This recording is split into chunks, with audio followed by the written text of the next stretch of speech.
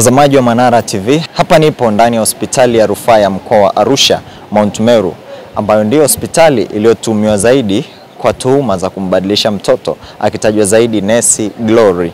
Sisi tumefunga safari kama Manara TV kufika hapa tukiwa na timu ya Mama Samia Legal Aid kuja kusikiliza upande wa pili baada ya kutoka nyumbani kwa Neema Adam, na haya ndio majibu ambayo wameyaeleza. Kwa majina naitwa Nick. Jamani, mnamchosha kiongozi.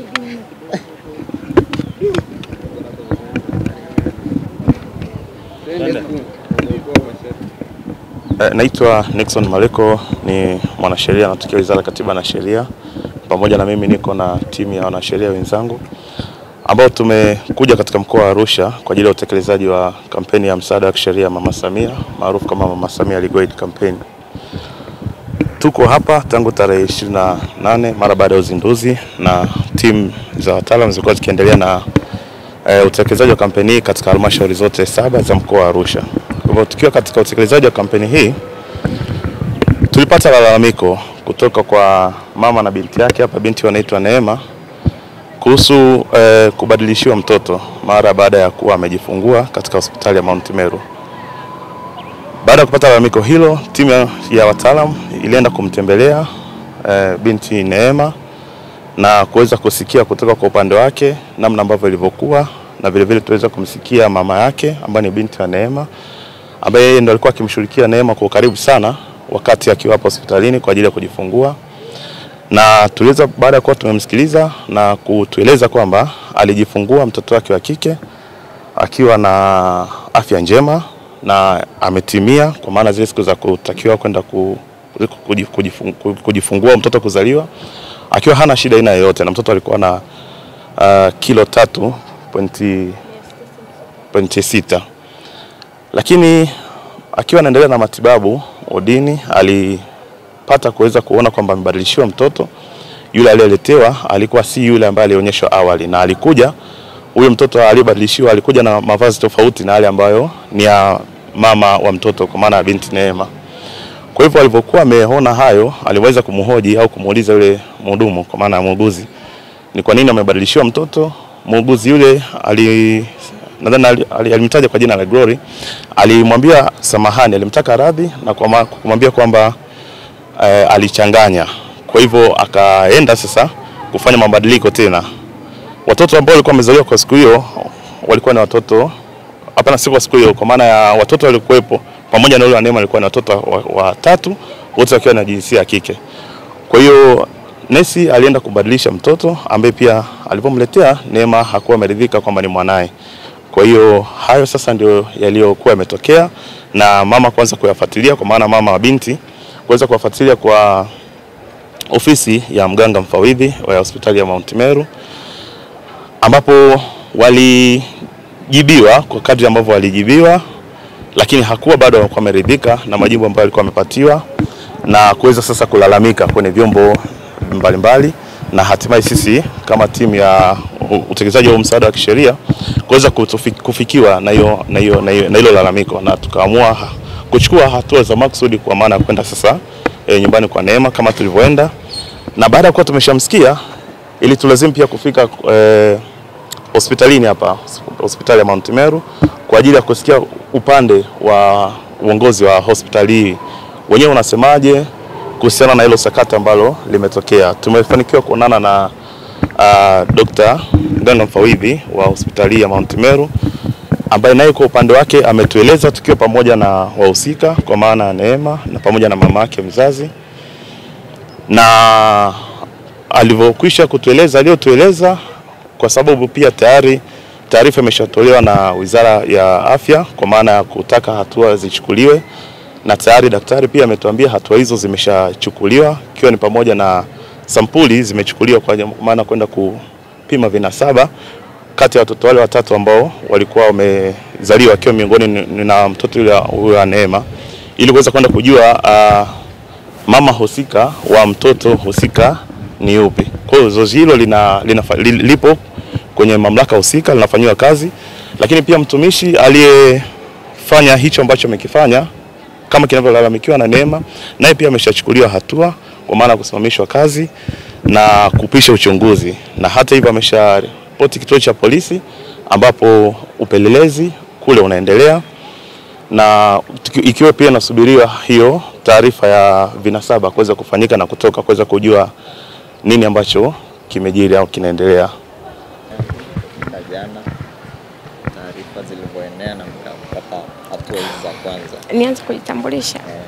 Kwa majina naitwa Sabrina Andrea, mkazi wa kata Daraja 2 mtaa Ndaruvoi. Pia nashukuru Manara TV walipotufikia nyumbani, kwa kweli wameonyesha moyo wa kishujaa wa kishupavu kwamba vyombo wanavyovimiliki wanavifanyia kazi kwa ajili ya wananchi, sio kama wale ambao mwanzo walifika na walishindwa kusambaza taarifa zetu. Kwa hiyo nawashukuru sana Manara TV, Star Swahili Media pamoja na Miladi Ayo kuchukua kilio chetu na kukirusha kwa wananchi, na pia kumfikia Mheshimiwa Rais wa Jamhuri ya Muungano wa Tanzania Samia Suluhu Hassan na mkuu wa mkoa Mheshimiwa Christian Paul Makonda pamoja na viongozi Wizara ya Afya popote walipo Dodoma, Arusha na Dar es Salaam. Wote wamejumuika nasi kuvaa viatu vyetu na kuonesha moyo wa kishujaa kujumuika nasi. Kwa hiyo ombi langu kwenu nyie vyombo vya habari, mfikishe sauti yangu tena kwa Mama Samia Suluhu Hassan kwamba watoto wote waliozaliwa siku hiyo wafanywe DNA, kwa sababu kwa wale waliopima gramu zao zinafanana, na mtoto wetu alikuwa ana kilogramu 3.666 na kati ya wale hakuwepo. Kwa hiyo nimebaki na sintofahamu kujua huyo mtoto imekuwaje mpaka kutupa mtoto njiti, na hili hali mtoto wangu alikuwa na ujauzito wake ulikuwa na wiki ya 39. Kwa hiyo hakuwa na mtoto njiti. Namuomba Mheshimiwa Rais Samia Suluhu Hassan, rais wetu, mama yetu, mkuu wa mkoa, tunaomba msimamie swala hili na tuweze kumpata mtoto wetu mwenye kilo 3 na gramu 666. Kwa majina naitwa Sabrina Andrea, mkazi wa kata Daraja 2 mtaa Ndaruvoi.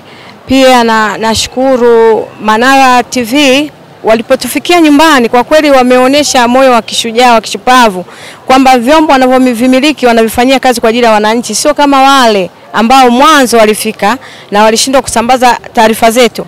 Kwa hiyo nawashukuru sana Manara TV kuchukua kilio chetu na kukirusha kwa wananchi, na pia kumfikia Mheshimiwa Rais wa Jamhuri ya Muungano wa Tanzania Samia Suluhu Hassan na mkuu wa mkoa Mheshimiwa Christian Paul Makonda pamoja na viongozi Wizara ya Afya popote walipo Dodoma, Arusha na Dar es Salaam.